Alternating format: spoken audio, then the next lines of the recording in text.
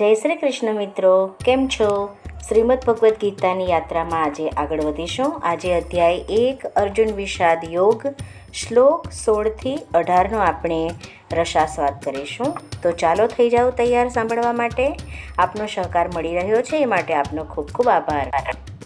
અનંતમ વિજયમ રાજા કુંતી પુત્રો યુધિષ્ઠિરઃ નકુલઃ સહદેવશ્ચ સુઘોષ મણિપુષ્પકૌ કાશ્યશ્ચ પરમેશ્વાસ શિખંડી ચ મહારથઃ દૃષ્ટદ્યુમ્નો વિરાટશ્ચ સાત્યકીશ્ચ પરાજિતઃ દ્રુપદો દ્રૌપદેયાશ્ચ સર્વશઃ પૃથ્વીપતે સૌભદ્રશ્ચ મહાબાહુ શંખનાદ દદ્મુ પૃથકઃ.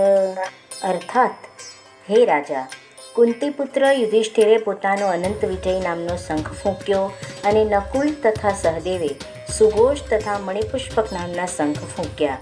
મહાન ધનુર્ધર કાશીરાજ, મહાન યોદ્ધા શિખંડી, દૃષ્ટદ્યુમ્ન, વિરાટ, અપરાજિત, સાત્યકી, દ્રુપદ, દ્રૌપદીના પુત્રો તથા અન્ય જેમ કે મહાબાહુ, સુભદ્રાપુત્ર વગેરે સૌએ પોતપોતાના શંખ ફૂંક્યા.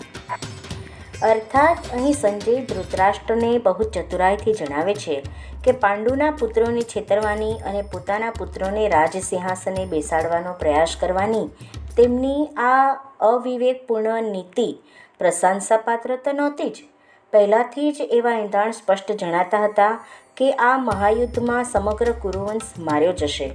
પિતામહ ભીષ્મથી માંડીને અભિમન્યુ જેવા પૌત્ર સુધીના અને વિશ્વના અનેક દેશોના રાજાઓ સહિત ત્યાં ઉપસ્થિત રહેલા સૌનો વિનાશ તો નિશ્ચિત હતો.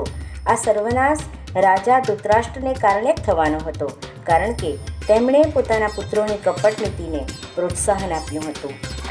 મિત્રો, આના પરથી તો એક બાબત સ્પષ્ટ છે કે ઘરમાં, કુટુંબમાં, સમાજમાં, દેશાવરમાં ક્યાંય પણ કપટ કરનાર વ્યક્તિની ક્યારેય પણ જીત થતી નથી.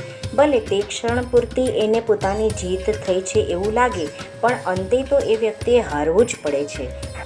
મિત્રો, શ્રીમદ ભગવદ્ ગીતાની આ યાત્રા આપને જો ગમતી હોય તો એને સબસ્ક્રાઈબ કરજો, જેથી અનેક લોકો સુધી આપણે એમને પહોંચાડી શકીએ. જય શ્રી કૃષ્ણ. ફરી મળીશું આગળના શ્લોકના આવા જ રસાસ્વાદ સાથે. ત્યાં સુધી રજા આપશો. જય શ્રી કૃષ્ણ.